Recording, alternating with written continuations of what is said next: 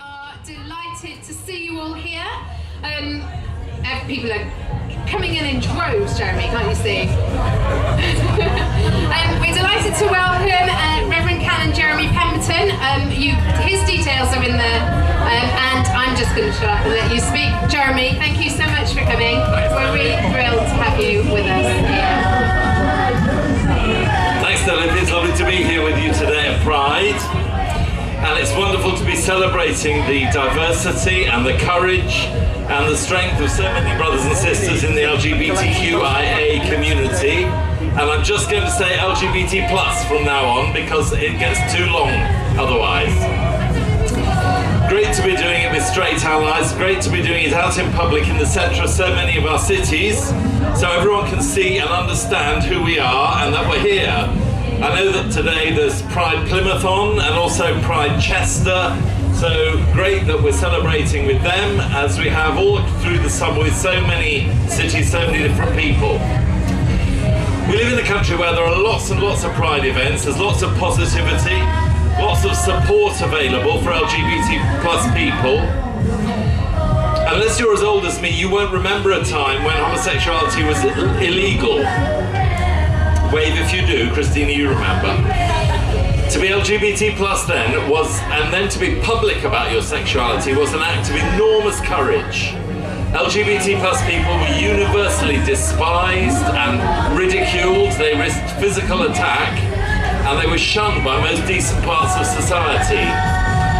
For men to have open, committed relationships was impossible unless you were wealthy enough to have a private life that made that possible, like some people in the arts or in politics. So brief and dangerous sexual encounters for men was the most they could hope for, with all the risk of arrest and prosecution and disgrace. And what happened to men who fell into the law's hands could ruin their lives forever, even if the sexual relationship they were discovered in was something that nowadays would be completely unremarkable, completely normal, acceptable. Think of Alan Turing, the genius condemned to be chemically castrated. Or I think of my friend Clive, who was locked up in a mental hospital at the age of 29 because he had a relationship with a 20-year-old and was forced to undergo electric shock treatment to cure him. Well, it didn't. It wrecked his memory and it wrecked his life, but it didn't cure him. Of course, the law was only about gay men. Lesbians didn't exist, obviously. And it was therefore much more possible for a lesbian couple to live a quiet life as two single women sharing a home. There's actually a very beautiful depiction of such a couple in an Agatha Christie novel of 1950, A Murder is Announced, where Miss Murgatroyd and Miss Hinchliffe live together and are obviously a lesbian couple, but it's never discussed. Churches in those days were no different from the rest of society. Being gay was something that you did not speak about. Of course, being trans or being genderqueer was something no one had even thought about. But the truth was, of course, that churches have always had a significant minority of their members who are LGBT+. And that was the case 50 years ago, just before the law changed. And for all those closeted and lesbian gay people inside churches, they would never have heard two things. They would never have heard diverse sexualities being discussed in anything other than the most condemnatory terms, and they'd never have felt it was okay to be out about who they were. Some churches have always had a significant gay subculture, usually for men, but it was never spoken about honestly and openly and positively. And if you want to get some perspective on this, I recommend you go online and look up an exhibition called Christian Voices Coming Out, which is a brilliant, brilliant piece of oral history talking about the lives and experience of pioneers, LGBT Christian pioneers over the last 40 years. Quite extraordinary stories, all on SoundCloud. You can go and listen to those, download them. Great stories, actually very inspiring, very moving stories to hear. So anyway, here we are in 2016, the world's turned and it's turned for the better.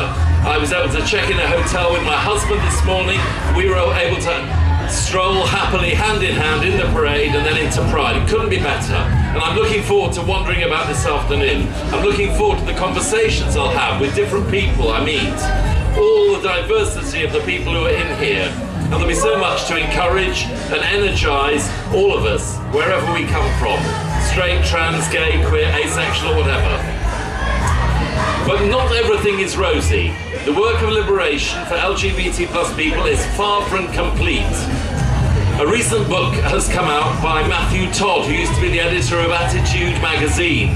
The book's called Straight Jacket. Matthew writes this: there are disproportionately high levels of depression, self-harm and suicide. Not uncommon problems with emotional intelligence. The highest rate of HIV infection since the 1980s. Poor mental health, low self-esteem, and the damaging ways in which we cope. By we, he meant gay men. But it's also true of young LGBT plus people. Todd goes on to identify the core problem he thinks is shame. It's a shame that we were saddled with as children, to which we continually are culturally conditioned, and which is magnified by the pinball machine gay scene and culture, and sends some of us spinning from one extreme experience to the next. I'm going to come back to this business of shame a bit later on. I think he's got his finger on something very important. What I do think is clear is that homophobic bullying in schools and colleges that some young people face, physical attacks have meant that reported hate crimes have gone rocketing upwards in recent years, mean that there are very good reasons why shame, low self-esteem and internalised homophobia are still big problems in the LGBT plus community, and that includes the LGBT plus faith community. Well, society has been changing, and very slowly, lagging behind the fields, churches are changing as well. Some churches are now really open and welcoming of LGBT plus people at levels that we could not have imagined 10 years ago. The URC decided this summer it wanted to welcome same-sex marriages in its churches. The Methodists are in a process to change their doctrine and their practice. Quakers, of course, have been at the forefront of gay liberation for decades, and Unitarians and Reformed Jews are similarly welcoming. But the largest churches in these islands, the Roman Catholic Church and the Church of England, still have teaching and doctrine in place that are terribly bad for LGBT plus people. Homosexuality, we're told in the Roman Catholic Catechism, is objectively disordered, and gay relationships are intrinsically immoral and contrary to the natural law. The Church of England is no better. The Lambeth Conference of Anglican Bishops of 1998 condemned what it called homosexual practice as incompatible with Scripture. As is well known, the bishops in the House of Lords strongly opposed the introduction of civil partnerships, though you'd be hard put to it to find any of them admit to that these days. But they also opposed same-sex marriage equally fiercely, and in their pastoral guidance said that while some accommodation could be made for lay people who chose to marry, clergy should not marry their same-sex partners. The convulsions of the Church of England over sexuality continue, but neither the Church of England nor the Roman Catholic Church are yet remotely working for the equality and inclusion of LGBT plus people. I am told that the Church in Wales is a little bit better. Now, in the face of all that, there are two questions that arise. The first is this: why would any self-respecting LGBT plus person want anything to do with organisations that are institutionally homophobic? And the second is this: if, despite it all, you are part of a church, how can you nurture and nourish your self-respect and your pride while you wait for the institution to catch up with what I see as a great movement of the Spirit in bringing liberation to some of God's most oppressed people? Or put more simply, how do you hold on when sometimes you just want to let go and give up on it all? The first of those two questions is a question that's often put to us who are religious by our friends and colleagues who are not, both LGBT plus friends and many straight allies. It's a very fair question. Isn't it just propping up injustice and discrimination to have anything to do with these organisations? I think it needs to be acknowledged that an awful lot of people have left. They felt so disgusted by the way in which some churches have wanted to preserve the right to discriminate against people because of their sexuality, when everyone else has had to learn that it's no longer legal to do that, that their sense of disgust has led them to wipe the dust off their feet and walk away from organised religion. There's a very clear gap exists between those in this country who are, in some sense, believers, and people who participate in organised religion, the two numbers don't marry up. Believers outnumber those who participate in organised religion considerably. So there are people who still believe but don't want to participate in the life of churches. And others have left because they want to protect their children from what they see as an unjust and homophobic organisation, and I can understand those responses. But speaking for myself, I'm not going to leave. Because for me, being a Christian has been a place where I've encountered, in the church and in the church I've participated in, I've encountered the transcendent. It's been a place where I've met, as I understand it, the presence of God in Jesus Christ. And that's helped me make sense of myself, my place in the world, and the calling and the life that I'm to lead. But I've lived a long time inside the church feeling bad about myself. You remember I quoted a minute or two ago Matthew Todd speaking about the problem of shame in the LGBT plus community. I think I know what shame's about because I didn't come out till I was 50. And I lived with a huge sense of shame of not quite being right, not being myself. I know what it was now. It was internalized homophobia. I was terrified of acknowledging the truth of who I was and standing up and just being me. When I was a young man, I had a very powerful experience of the presence of God's love and forgiveness. But it had to wait until I came out, until I had an equally life-changing experience of losing my shame. The day I came out to myself was the day I stopped feeling ashamed. And I knew that, as the saying goes, this was a day that the Lord has made, and it was okay to rejoice in it. I knew in quite a different way the day I came out how okay it was to be me with God. That shame and poor self-esteem left me never to return in the way they had dogged me. So for me, coming out was also a spiritual awakening with a definite Christian shape to it, and I didn't see a need to work it out beyond the church I'd always belonged to. Indeed, there's a bit of me that thinks it's very important that we stay, and we say loudly and clearly and repeatedly to our churches until they really take notice, we're not going.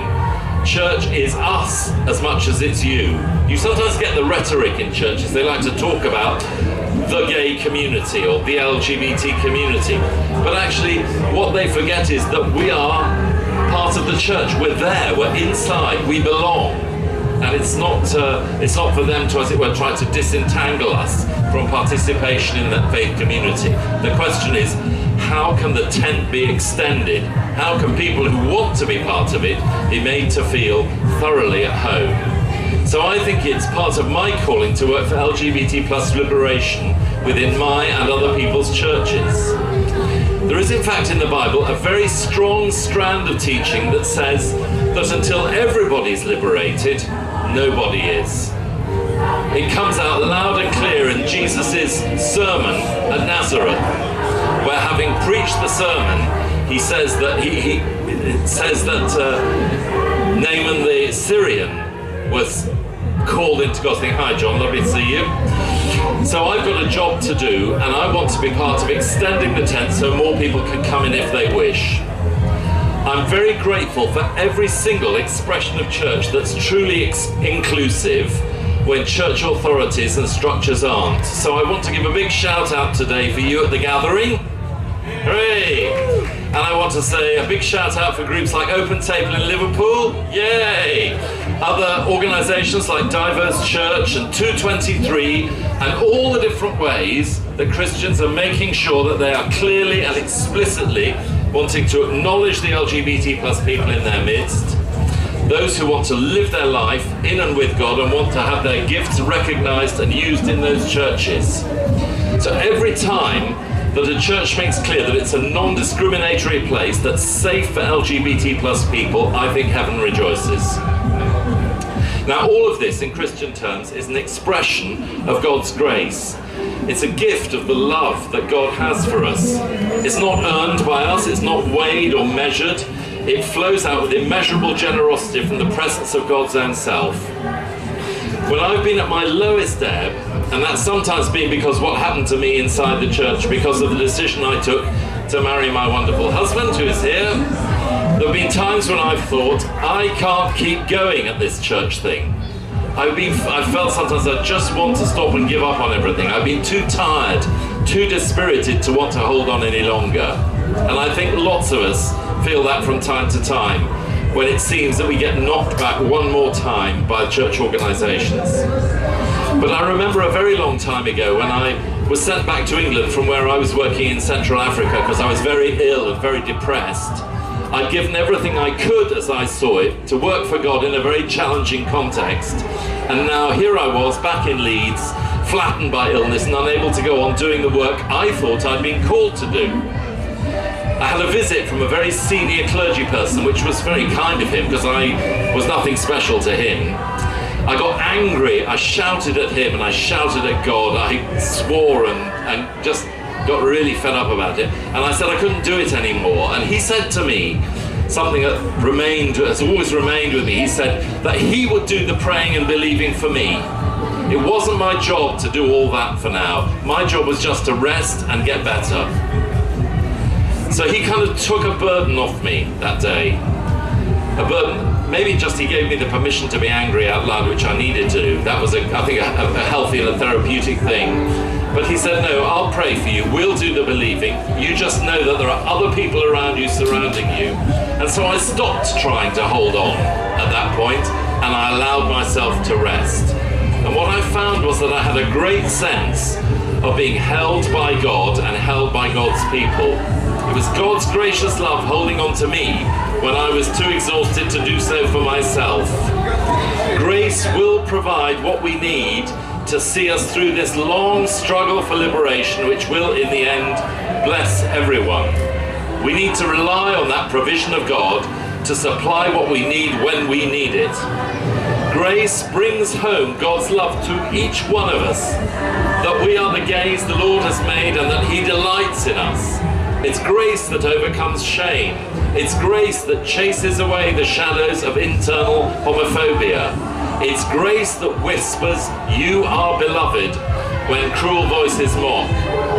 And it's grace that calls us all to the ministry we have to hold out loving support to those who are feeling so under pressure they don't know if they can hold on much longer.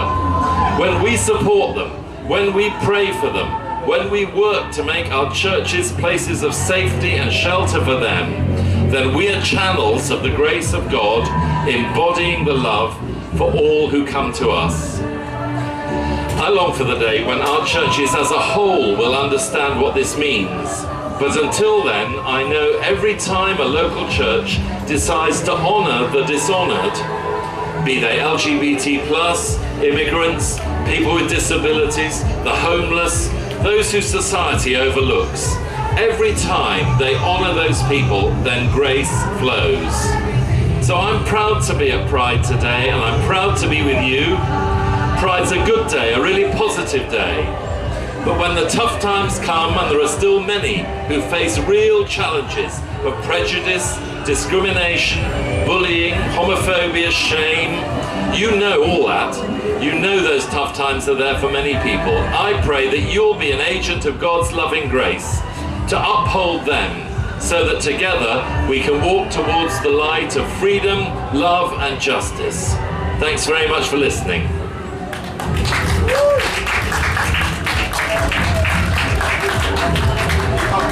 I'm happy to take questions or any dialogue, anything I've said that surprises or excites you, or you can just rest for a few minutes.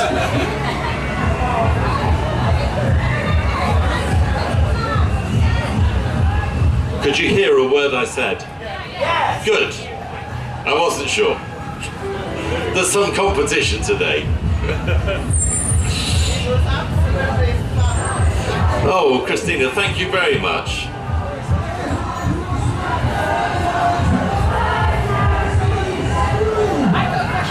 Yeah. I read about the thing about shame, and when I read about the thing about shame historically through the church, not just it's the way shame can be quite helpful in a very negative way for the church. And I wonder how the church might learn to let go of that. Okay, so there's a question here about this issue of shame. Shame not just being an individual experience, but something that's historically lived in the church.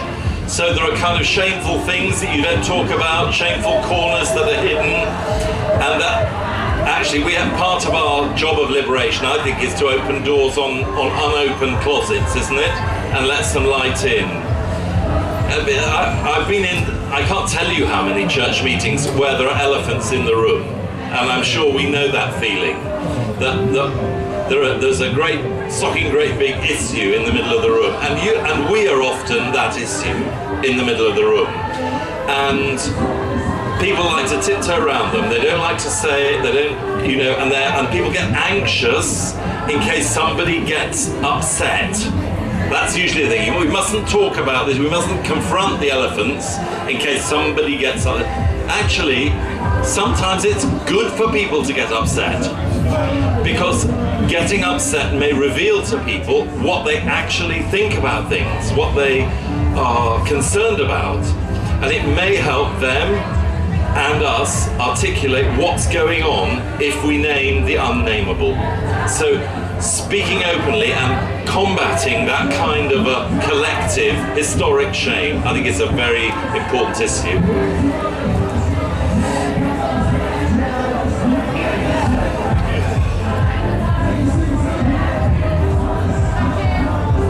Black is not a cool colour, is it, though?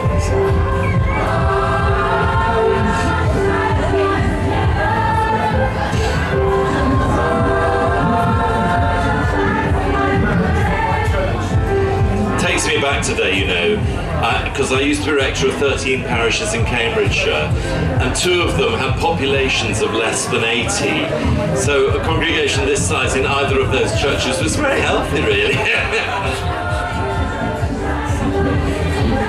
Well, thanks so much. I'm going to get down now and vacate the stage for somebody else.